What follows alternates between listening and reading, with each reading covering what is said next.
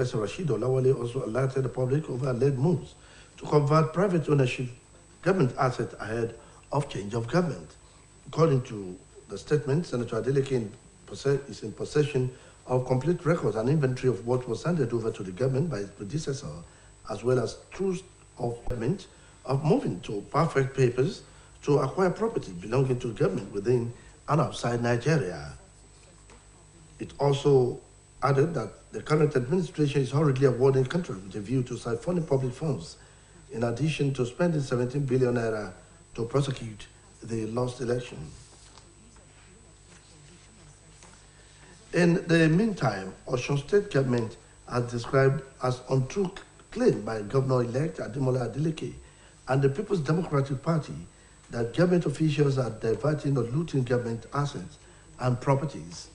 Responding to allegations by the Governor-elect, Osun State Commissioner for Information and Civic Orientation, Mrs. Funke Bemode, noted that Governor Adewale Oyetola does not have a background of pilfering or misappropriation of funds, saying that records are there for verification.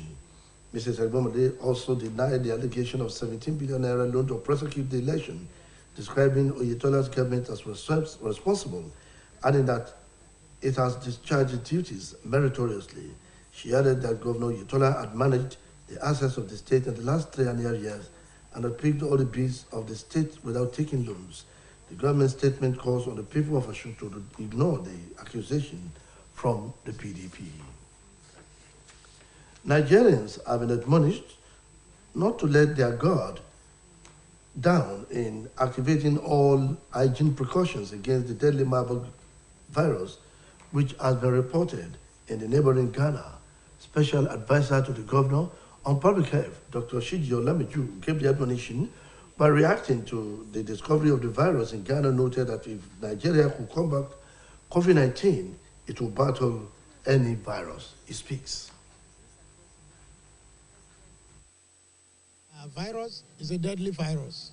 It kills 50% of those people that it infects.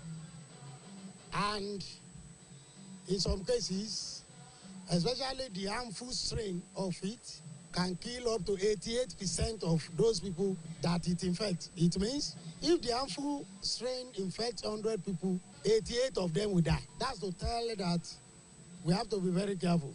And it is caused by fruit, infected surfaces or infected material. That is where we can contact it. People should be very careful in terms of contact, in terms of maintaining hand hygiene, materials they touch, and the surfaces they touch or they interact with, so as to be off the hook of this deadly virus. Now, before, it is usually in Uganda and Guinea that we heard of it, but now it has been discovered in our neighboring country, Ghana here. It means we have to be extra careful in terms of maintaining the usual protocol of public health that we have been, hammering since the time of Lassa fever to COVID. We have to avoid larger gathering, know who you interact and, share your body contact with. And those people, especially the farmers, who may have interaction with the fecal matter of the fruit bats, should be extra careful. They assure the people of Osun State that Oyetola administration is committed to healthy living and places premium on the healthy living of the citizenry. He speaks further. There are mayors on ground to curtail it, because having succeeded in the war against COVID-19, I doubt if there is any other virus escalation or epidemics or whatever that, by the grace of God, Nigeria will not be able to cope with. People should not panic. The government of the state of Osun, under the leadership of Alhaji Gboyega Oyetola, is irrevocably committed to the health of the citizenry. As a government, we have started, awareness campaign through radio, other media, so as to sensitize our people against this virus, though it has not been discovered in Nigeria. But Governor Oyetola is a proactive person. So as a state, we have been proactive about it, sensitizing resensitizing our surveillance antenna across the state so as to nip in the bud in case it rears its ugly head. People should not panic, they should go on with their businesses, but maintaining high level of personal and hand hygiene. President Muhammadu Buhari has moved to break the ice by personally meeting with the leadership of ASU, the Senior Staff Association of Nigerian Universities, the National Association of Applied Academic Technologists, and the National Association of Non-Academic Staff of Educational Institutions. At a meeting which was attended by representatives of relevant government ministries and agencies, President Buhari directed Education Minister Adamu to end the strike within 2 weeks. The government had at the party cited dwindling revenue as a major hindrance to its inability to meet demand by ASU, ZANU, NAT, and NASU. Based on directive for President Buhari, the Minister of Finance and National Planning, Zainab Ahmed, the Budget Office, the National Wages and Salaries Commission, and other agencies have been working on the modalities to meet the union's demand without much shock on the economy. The federal government has appealed to the Nigerian Labour Congress to cancel its planned protest over the prolonged strike by the Academic Staff Union of Universities and other university-based unions. Minister of Labour and Employment, Chris Ngige, made the appeal at a meeting with the leadership of NLC in his office. Also in attendance at the meeting were the Minister of State, Labour and Employment, Festus Keyamo, and the Permanent Secretary of the Ministry, Kacholom Daju. Ngige told Labour leaders about efforts so far made by the federal government to resolve the impasse in the university system. The NLC had on July 17 announced that it would stage a nationwide protest to pressure the federal government to resolve the 5-month-old long strike by ASU and other university-based unions. Reports say that the ASU embarked on the industrial action on February 14 over what the union described as the failure of the government to address some of its demands. He further told the labor leaders that the Federal Executive Council mandated him to notify them of the serious security implication of the planned protest. According to him, a security report also sent to his office by the Department of State Services strongly warned against holding the protest.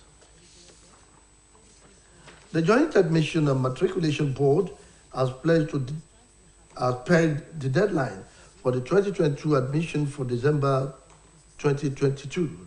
The board also stated that it will no longer accept A-level results by the National Business and Technical Education Board for direct entry admissions. This was disclosed during the 2022 policy meeting organized by the board in Abuja. The JAMB Registrar, Professor Ishaku Loyede, Minister of Education, said the Minister of Education has approved the NABDEP A-level GCE will no longer be recognized as a qualification for direct entry from 2022, adding that all those who have already obtained it prior to this date will be able to use it. For the cutoff, 140 have been approved as the minimum benchmark for admissions into universities, 120 for polytechnics and 100 for colleges of education. According to him, the deadline for the 2022 admissions has been agreed to be December this year. While giving further statistics of the 2022 examination, Oloyede noted that 387,639 scored above 200, a total of 520,596 candidates scored above 190, 704,999 scored 180 and above, 934,103 scored 170 and above, 1,199,057 scored 160 and above. The military in Sri Lanka has taken over the presidential secretariat in Colombo after what members of the country's... I'm sorry, I take that story again. Super Falcons and Barcelona striker Ajisa Toshuala unbeat Zambia's great China and Agara Nico Njoya of Cameroon to claim the CAF Women Player of the Year ahead of record 5th time, while Senegalese superstar Sadik Mane remained his main title at the award ceremony held in Rabat, Morocco. The award ceremony took place in Rabat, Morocco yesterday. Oshoala is now the sole record holder for the most award wins, the stamping authority on the continent. The 27-year-old equaled long country women perpetual Umokocha's fourth CAF Women's Player of the Year award at the 2019 Awards Gala. After receiving a record-breaking award, and later Oshoala dedicated the award to her teammates. The Falcon striker was the only Nigerian nominee at the 2022 CAF Awards after Falcons coach Randy Waldon. Mane, who joined German's Giants this summer from Liverpool, beat his former club teammate Mohamed Salah and compatriot Eduardo Mendy to Men's Award. Now to foreign stories. The military in Sri Lanka has taken over the presidential secretariat in Colombo after what members of the country's month-long protest movement called a brutal assault. Soldiers overnight also destroyed tents adjacent and at its adjacent and Gutagumana protest site, arrested several protest leaders and cordoned off the area together with about 100 protesters. That was the midday news. Please join us at 3 for the state news.